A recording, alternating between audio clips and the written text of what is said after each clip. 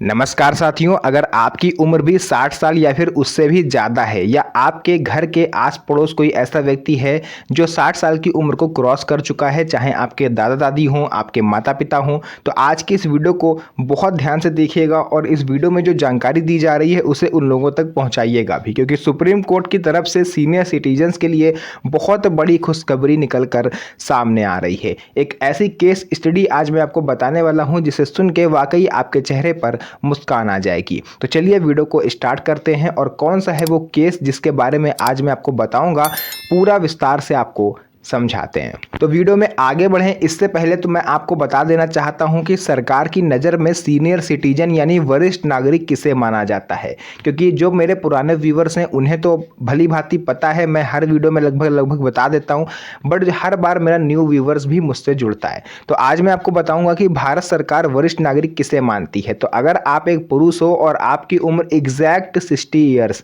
यानी 60 साल की पूरी हो चुकी है तो आप एक वरिष्ठ नागरिक माने जाओगे। वहीं अगर बात करें महिलाओं की, तो महिलाओं को 58 वर्ष की उम्र पर भी वरिष्ठ नागरिक माना जाता है, लेकिन उनको भी कोर्ट की नज़र में 60 साल पूरा होने पर ही वरिष्ठ नागरिक माना जाएगा।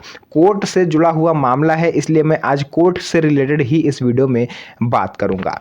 तो सबसे पहली बात तो ये मुद्दा उठा था सुप्रीम कोर्ट में कि देश में वृद्धा आश्रमों की संख्या तेजी से बढ़ रही है। इसे लेकर के सरकार भी चिंतित है कि आखिर ऐसा क्या हो गया पिछले एक दशक में जो वृद्धा आश्रमों की संख्या पिछले अगर 70 सालों की तुलना करें और इधर 10 सालों की तुलना करें तो दोनों इक्वल रहेंगे, यानी पिछले 70 सालों में जितने वृद्धाश्रम बने उतने इधर 10 सालों में बन गए। रीज़न एक छोटा सा है, एक सर्वे किया गया, उसके अकॉर्डिंग कुछ बच्चे ऐसे होते हैं जो अपने माता पिता को बोझ समझने लगते हैं, उनकी जिम्मेदारी उठाने से कतराने लगते हैं, उनको समय पर दवाइयाँ नहीं दी जाती, कपड़े पहनने को नहीं दिए जाते, वक्त पर 2 रोटी उनको नहीं दी जाती। और कुछ बच्चे तो ऐसे बेशरम होते हैं जो अपने माँ बाप को घर से निकाल देते हैं, मरने के लिए रोड पर छोड़ देते हैं। तो ऐसे बुजुर्ग निराश होकर, मायूस होकर वृद्धाश्रम की शरण लेते हैं। अब एक वृद्धाश्रम में अगर कैपेसिटी 50 लोगों की है और वहाँ पर ऑलरेडी 60 लोग हो गए हैं, तो फिर कोई भी 61वां जो नया व्यक्ति आएगा उसमें तो रखा नहीं जाएगा, उसको कहीं और रखा जाएगा, इसलिए नए वृद्धाश्रमों की संख्या तेज़ी से बढ़ रही है। तो आज इसी से रिलेटेड एक केस स्टडी है जो कि मामला लखनऊ हाई कोर्ट का है, आज मैं आपको बताने जा रहा हूँ। बहुत ही ध्यान से सुनिएगा, बहुत गौर करिएगा इस चीज़ पर जो आज मैं आपको बताऊँगा, और यकीन मानिए कि इससे आपको बहुत कुछ सीखने को मिलेगा। तो यह मामला लखनऊ का है। यहाँ एक बुजुर्ग दंपत्ति ने अदालत का दरवाजा खटखटाया। इस केस में पिता की उम्र लगभग 80 साल है, ध्यान से सुनिएगा, पिता की उम्र 80 साल है, माता की उम्र 78 साल है, यानी 78 ईयर्स की हैं माता जी। इन बुजुर्ग माता पिता ने अदालत में ये शिकायत करी कि उनका बेटा और बहू उन्हें ठीक से रहने नहीं दे रहे हैं, सुकून से जीने नहीं दे रहे हैं, हर बात पे टोका टाकी करते हैं, उनको प्रताड़ित करते हैं और जीवन उनका बहुत ही कष्टदायक बना दिया गया। माता पिता ने कोर्ट से क्या मांग करी, ध्यान से सुनिएगा।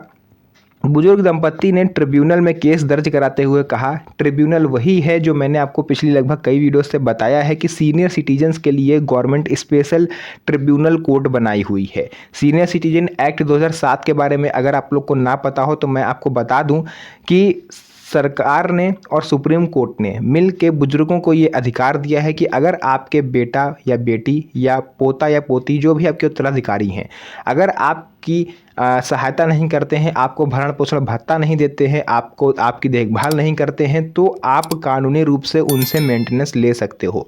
ठीक उसी तरह से जैसे तलाकशुदा महिला अपने तलाकशुदा पति से मेंटेनेंस लेती है। तो इसके लिए आपको ट्रिब्यूनल का दरवाज़ा खटखटाना पड़ता है जो स्पेशली सीनियर सिटीजन्स के केसेस को देखता है। तो ये बुजुर्ग दंपत्ति भी वहीं पर गए और वहाँ पर जाके इन्होंने कहा कि उनके पास लखनऊ में 2 मकान हैं, यानी लखनऊ शहर में उनके पास 2 मकान हैं, लेकिन बेटा और बहू उन्हें मानसिक रूप से परेशान करते हैं, उन्हें ठीक से भोजन और देखभाल भी नहीं मिल रही है, इसलिए उन्होंने कोर्ट से 2 मांग करी हैं। पहली मांग, बेटा और बहू को से मकान खाली करवाया जाए और उन्हें हर महीने 10,000 रुपये मेंटेनेंस दिलवाए जाएं। अब यहाँ पर मैं आपको बता दूँ थोड़ा सा प्रोफाइल के बारे में। तो ये जो बुजुर्ग दंपत्ति हैं इनके लखनऊ शहर में 2 मकान हैं। एक मकान लखनऊ के पॉश इलाके में है, मतलब रिहायशी इलाके में है, और दूसरा मकान उससे कुछ दूरी पर है। तो एक मकान में ये बुजुर्ग दंपत्ति रहते हैं। अकेले रहते हैं और एक पोर्शन उन्होंने ऊपर वाला किराए पर उठाया हुआ है, नीचे ये लोग खुद रहते हैं। बात करें दूसरे मकान की तो बेटा बहू से इनकी अनबन रहती है, इसलिए ये बेटा बहू दूसरे मकान में रहने लगे हैं जा करके, और वो मकान एक ही मंजिल बना हुआ है। तो इसलिए जो बेटा बहू हैं उनकी नीयत ये ख़राब है कि एक मकान में तो वो लोग रह ही रहे हैं, अब उनका सोचना ये है कि जो बुढ़ा बुढ़िया हैं उनकी नज़र में बुजुर्ग दंपत्ति हैं, इनको किसी तरह से घर से भगाया जाए तो ऊपर का जो किराया है वो उनको मिले, और नीचे जो बुजुर्ग दंपत्ति को ये लोग हटा देंगे, उनकी जगह पर लोग नए किराएदार रखेंगे, तो दोनों पोर्शन का किराया भी यही लोग लें। तो ये एक विवाद की जड़ है दोनों ही परिवारों में, आप लोग कह सकते हो। तो इसको लेकर के बुजुर्ग दंपत्ति ने जो है कि कोर्ट में केस किया है कि बेटा बहू उन्हें परेशान करते हैं ताकि वो घर से निकल जाएं, और किराया जो ऊपर वाला पोर्शन किराया है वो भी वो हड़प लेते हैं। तो ये चीज़ कोर्ट ने बहुत बारीकी से सुनी। ट्रिब्यूनल ने फैसला क्या दिया, ध्यान से सुनिएगा। ट्रिब्यूनल ने बुजुर्ग माता पिता की बात को सही माना। इसके बाद आदेश दिया गया कि जो बेटा और बहू है वो मकान खाली करें, क्योंकि बुजुर्ग दंपत्ति अगर नहीं चाहते हैं कि उनका बेटे को वो मकान दें तो वो नहीं ले सकते। मैं आपको यहाँ पर एक और एग्जांपल देना चाहूँगा, एक बहुत ही महत्वपूर्ण चीज़, कि अगर आपकी संपत्ति पुश्तैनी है, यानी आपके पूर्वजों से चली आ रही है, तो फिर आपका जो बेटा है वो आपसे ज़्यादा अधिकार रखता है ना। मान लीजिए आप जिस घर में रह रहे हो वो आपको विरासत में मिला है, आपको पूर्वजों से मिला है, तो इतना अधिकार आपका उस घर पर नहीं है जितना आपके बेटे का है ना। पूर्वजों के थ्रू वो बेटे का अधिकार ज़्यादा हो गया। लेकिन अगर वही मकान जिसमें आप रह रहे हो आपने अपनी कमाई से, अपनी संपत्ति से बनाया है, तो आपके ऊपर डिपेंड करता है कि आप बेटे को मकान दो या ना दो। बेटा उसमें क्लेम नहीं कर सकता। लेकिन जब बात आती है पुश्तैनी मकान की, तो फिर आप चाह कर भी बेटे को मकान देने से मना नहीं कर सकते, कोर्ट उसको दिलवाएगी। आप समझ गए होगे जो मैं समझाना चाह रहा हूँ। अगर आपकी कमाई का है तो फिर कोर्ट हो चाहे कोई हो, आप किसी में भी वो केस कर दे, आप उसको नहीं दोगे, वो आपकी मर्जी है, आप दो या ना दो, या किसी और को दान में दे दो। लेकिन पुश्तैनी जो मकान होता है उसमें पोते का या बेटे का पूरा हक होता है, वो आपसे ले लेगा, कोर्ट उसको दिलवाएगा, क्योंकि ये रूल है। जो पुश्तैनी चीज़ है उस पर आप अधिकार नहीं जमा सकते।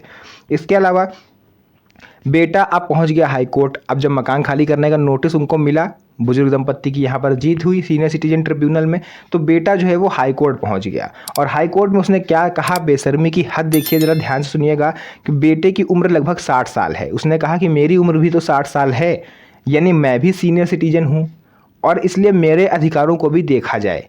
ध्यान सुनिएगा, पिता की उम्र 80 साल, माता की उम्र 78 साल, और बेटा जो है ये 60 साल का। इस आधार पर उसने ट्रिब्यूनल को फैसले को लखनऊ हाई कोर्ट में चुनौती दे दी। आप देखिए मामला कितना पेचीदा हो गया। एक तो माता पिता भी सीनियर सिटीजन और बेटा भी सीनियर सिटीजन। अब सरकार किसके अधिकारों की रक्षा करेगी?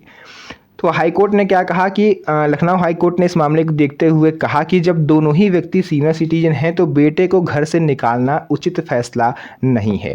इस आधार पर हाई कोर्ट ने ट्रिब्यूनल के आदेश को तुरंत प्रभाव से रद्द कर दिया। यानी बुजुर्ग दंपत्ति ये केस हार गए, बेटा बहू को वो मकान वापस मिल गया। अब जब बुजुर्ग दंपत्ति ने देखा यार ये तो हमारी मतलब हार हो गई, अब बेटा बहू हमें फिर से प्रताड़ित करेंगे, जिस चीज़ से निजात पाने के लिए हमने कोर्ट कानून का सहारा लिया था वो चीज़ हमें फिर से झेलनी पड़ेगी। तो अब ये मामला पहुंचा सुप्रीम कोर्ट। यानी इसके बाद बुजुर्ग पिता ने हार नहीं मानी और मामला सीधे सुप्रीम कोर्ट लेकर के गए। सुप्रीम कोर्ट ने पूरे मामले को विस्तार से सुना और सभी तथ्यों की गहनता से जांच करी। सुप्रीम कोर्ट ने कैसे निकाला समाधान, बहुत ही इंटरेस्टिंग फैक्ट यहाँ पर आया है जिसको आपको यहाँ पर ध्यान से सुनना है। सुप्रीम कोर्ट ने एक महत्वपूर्ण तथ्य पर ध्यान दिया। कोर्ट ने यह पाया कि जब यह केस ट्रिब्यूनल में दायर किया गया था, जब बुजुर्ग दंपत्ति जो है ट्रिब्यूनल में पहली बार गए थे इस केस को लेकर के, उस समय बेटे की उम्र 59 साल 7 महीने थी। यानी 60 साल का वो पूरा नहीं हुआ था, अभी भी उसको 5 महीने बाकी थे। तो यानी उस समय जो बेटा है वो सीनियर सिटीजन नहीं हुआ था, उसे कुछ समय बाकी था। तो सुप्रीम कोर्ट ने अंतिम फैसला ले लिया और सुप्रीम कोर्ट को क्लियर ये रास्ता उनका साफ हो गया। पिता को सीनियर सिटीजन माना जाएगा, बेटे को उस समय सीनियर सिटीजन नहीं माना जाएगा, क्योंकि जिस समय मामला कानून तक पहुंचा उस समय बेटा 60 साल का पूरा नहीं हुआ था। इसके बाद सुप्रीम कोर्ट ने ट्रिब्यूनल के आदेश को बहाल कर दिया। यानी जो फैसला पहले ट्रिब्यूनल ने दिया था उसी फैसले को जारी रखा। बेटे को मकान खाली करने का आदेश दिया गया और हर महीने 10,000 रुपये मेंटेनेंस देने का आदेश भी दिया गया। और आपकी जानकारी के लिए बता दूं कि ये बेटा बहू जो थे ये दोनों ही डॉक्टर थे। एक सरकारी डॉक्टर, एक प्राइवेट डॉक्टर, लगभग 3 से साढ़े 3 लाख रुपए पर मंथ उनकी सैलरी आती थी दोनों की मिला के। तब आप सोचिए कि कहाँ वो 10-12 हज़ार रुपए के पीछे बुजुर्ग माता पिता को परेशान करते थे। तो आप देख सकते हो कि समाज किस दिशा में आगे बढ़ रहा है। क्यों माना जा रहा है 2026 का सबसे बड़ा तोहफा और सुप्रीम कोर्ट ने ऐसी कौन सी खुशखबरी दी?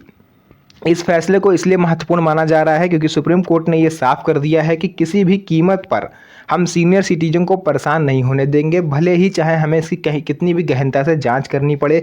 आप अपने घर की सुरक्षा आप कर सकते हो, सम्मानपूर्वक जीवन आपका अधिकार है और मेंटेनेंस का अधिकार भी आपका है। यह फैसला देश के करोड़ों सीनियर सिटीजन्स के लिए एक महत्वपूर्ण संदेश है कि कानून उनके अधिकारों की रक्षा के लिए पूरी तरह से तैयार है। तो मैं आपको जो समझाने की कोशिश कर रहा था, मुझे लगता है कि वो मैं आप तक भली भांति पहुंचा पाया हूं। तो अगर आपको इसमें कोई भी डाउट लगा हो, कोई भी ऐसा क्वेश्चन है जो आप मुझसे पूछना चाहते हो और मैं आपको इसमें समझा नहीं पाया, तो आप कमेंट सेक्शन में उसको लिखिएगा, मैं आपको उसका रिप्लाई करूंगा। तो जो भी जानकारी थी मैंने आपको पूरा विस्तार से बताया। वीडियो पसंद आई हो, वीडियो को लाइक करिए, अपने यार दोस्तों और रिश्तेदारों के साथ इसे शेयर करिए और चैनल को भी सब्सक्राइब करिए, क्योंकि ऐसी वीडियोज़ मैं आपके लिए बनाता रहता हूँ। तो फिर से मुलाकात होगी आप सभी से एक और नई मज़ेदार वीडियो में। तब तक के लिए धन्यवाद। जय हिंद।